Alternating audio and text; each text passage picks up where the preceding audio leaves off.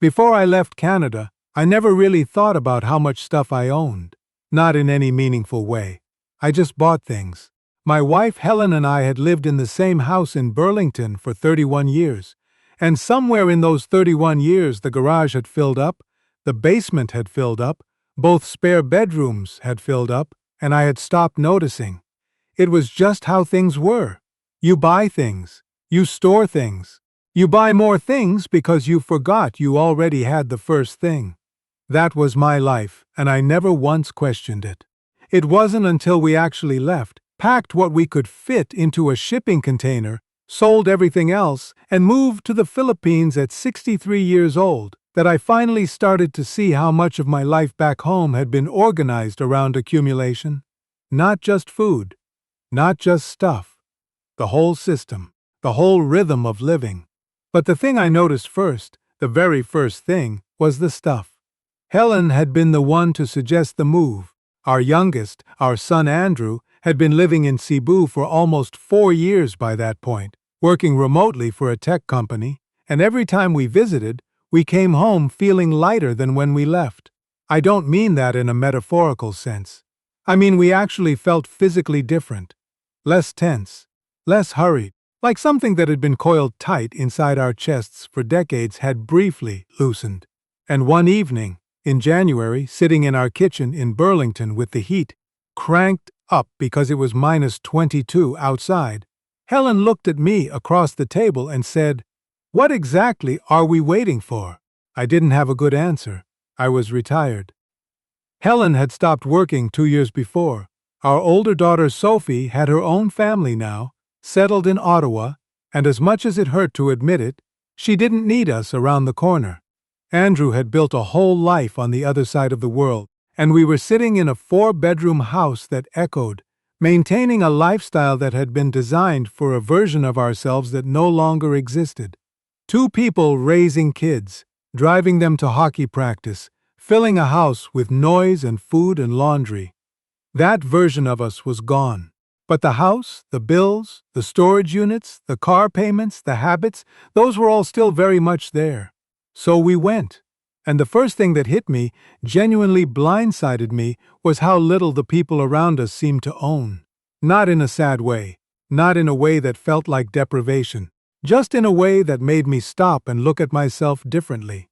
Our neighbors in the little compound where we rented a place had a house that was maybe a third the size of our old Burlington home.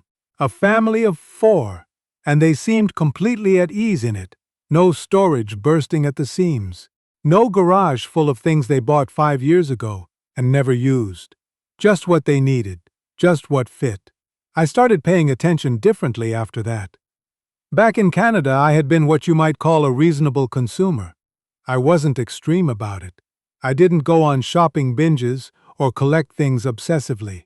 But I had a truck I used twice a week, a riding lawnmower for a yard I could have mowed with a push mower, a basement workshop full of tools I used maybe 8 times a year, a guest bedroom with furniture nobody ever sat on, and a storage unit in Oakville I was paying $180 a month to keep. $180 a month for things I had not looked at in 4 years, and I thought of myself as reasonable. Living here stripped that illusion away pretty quickly. The rhythm of daily life is just different. People don't bulk buy. You don't see the same thing here that you see in Canada. That phenomenon where someone fills a cart at Costco with enough paper towels to survive a decade and calls it smart shopping. Here, people buy what they need for the day, maybe for 2 days. They go to the market more often. They carry smaller bags. And at first, honestly, I found that inefficient. I thought about all the time saved by doing one massive shop and being done with it for the week. That logic made complete sense to me. It had organized my Canadian life for decades. But then I started noticing something. The stuff we bought here, the smaller amounts of it, the fresher bits from the local market, it felt different. The vegetables had a smell to them. The mangoes tasted like they were supposed to taste, and things spoiled faster, which at first irritated me in the way that irrational things irritate a person who thinks he's rational. I kept reaching for something in the fridge, and finding it had gone soft or brown in a day or two. In Canada, I was used to produce that held its shape for a week, sometimes longer. I bought strawberries in Burlington that sat in that fridge for 9 days looking perfectly acceptable. And one afternoon, standing in the kitchen, I suddenly stopped and thought, why did those strawberries last 9 days? It sounds like a stupid question, but I had never actually asked it before. 30-some years of grocery shopping, 30-some years of buying produce, and I had never once asked myself why food from a Canadian supermarket lasted as long as it did. I just accepted it as normal, as good even, convenient, efficient. And now standing in a kitchen in Cebu, throwing out a mango that had gone soft in 36 hours, something shifted in my thinking. Because that mango smelled incredible, and those 9-day Burlington strawberries had barely smelled like anything at all. Helen noticed it too, in her own way. She had always been the cook in our family. I was the guy who showed up at the table and appreciated what was in front of him, which is a kind way of saying I contributed very little to the actual process. But here, she started going to the wet market herself, early in the morning, 2 or 3 times a week, and she came back different, more interested in cooking, more interested in what went into things. She'd put something on the table and say, "Smell this, just smell it." And she was right. It smelled like something real. Back in Canada, I'm not sure we had noticed that food had stopped smelling like much of anything. Some of that is the system. I want to be fair about this, because I'm not someone who enjoys watching Canadians beat themselves up unnecessarily, and this isn't that kind of story. Canada is a vast country. Getting food from farms in BC or Ontario or Quebec to people in Calgary or Halifax or Sudbury takes time and cold chain logistics and preservation methods that make distance possible. That's not laziness. That's geography. That's infrastructure. And the convenience it creates is real, and it serves real people who are genuinely busy, genuinely stretched, genuinely doing the best they can with the time they have. I understand that. I live that. But understanding the reasons why something developed doesn't change the effect it had on my life without my awareness. And the effect I started to see was that I had completely disconnected from what I was actually eating. I bought things in packages with long ingredient lists and I didn't read them. I bought things that had been engineered to be easy, to be consistent, to be predictable, and I called that reliability.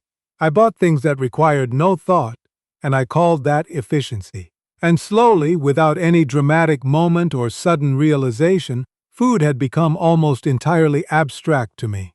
It was fuel, it was habit, it was something you sorted out so you could get on with your actual life. And I think what surprised me most wasn't even the food itself. It was realizing how much of my life in Canada I had organized around that same abstraction. Not just food, everything.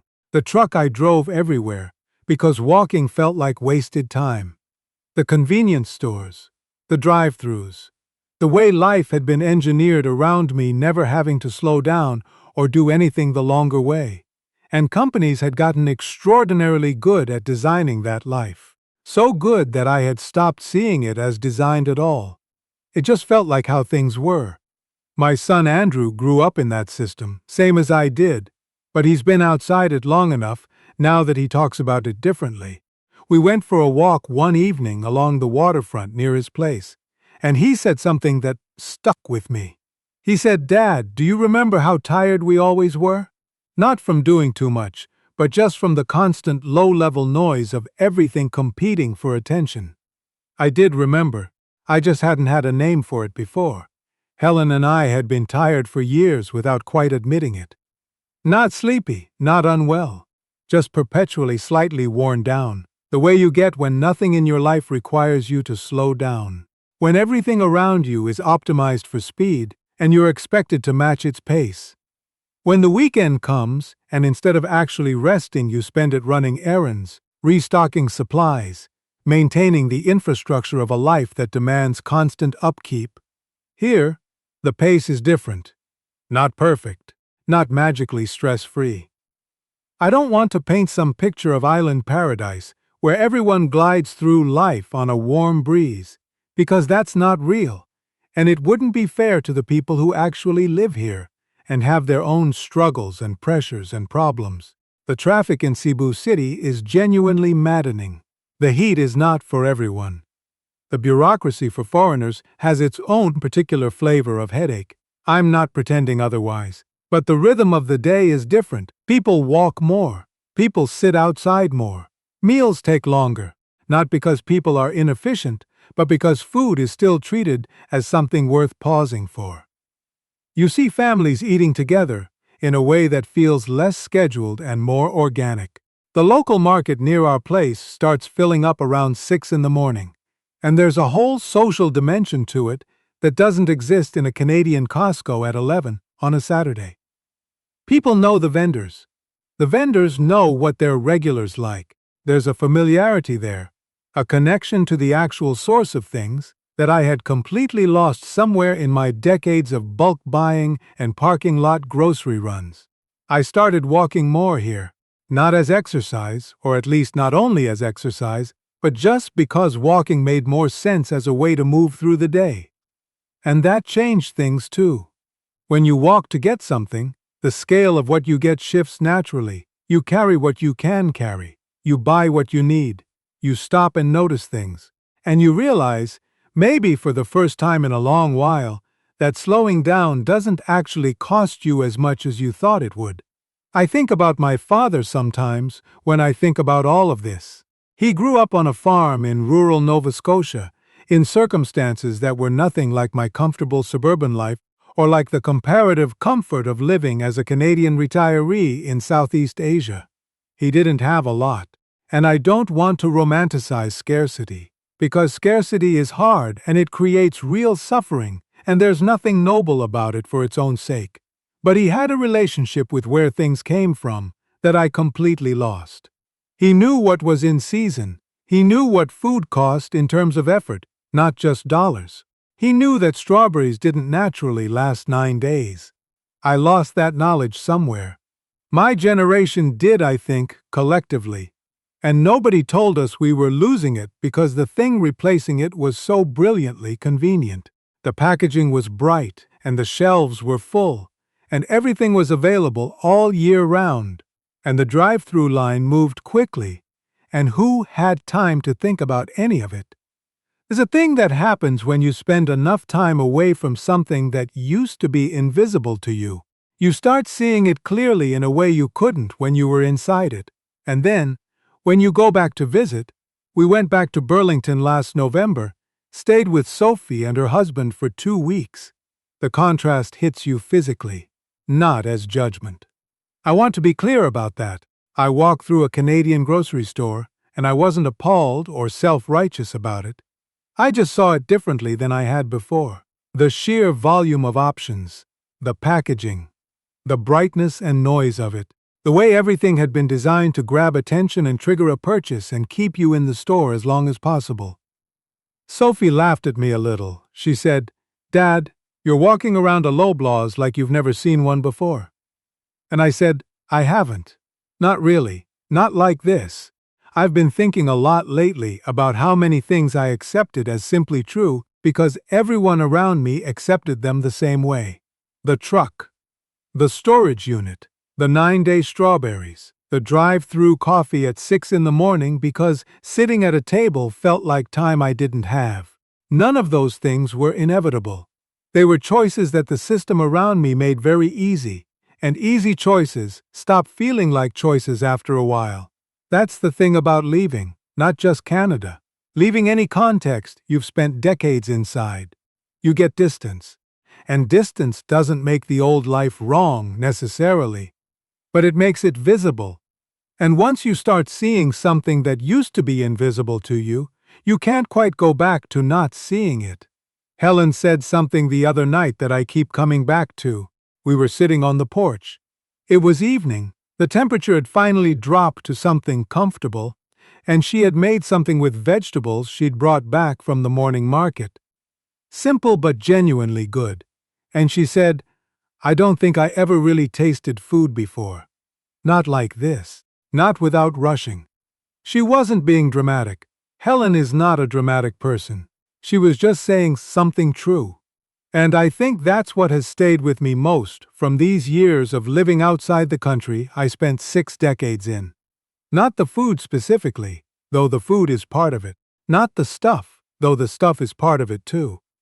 But the realization that so much of what I had accepted as just how life works was actually a set of systems and habits and choices that had accumulated around me over decades, so gradually and so completely that I had stopped being able to see them at all. I'm not saying Canada is wrong. I'm not saying this life is better in every way, because it isn't, and anyone who tells you otherwise is trying to sell you something. There are things I genuinely miss. The winters, oddly enough, or at least the first week of snow. The particular way a Saturday morning feels in October, when the leaves are turning and the air is cold and clear. Sophie's kids growing up and knowing we're missing pieces of that. Those things are real costs, and I don't minimize them. But once you finally see something that you spent 60 years not seeing, it becomes very hard to unsee it. And honestly, I'm not sure I'd want to.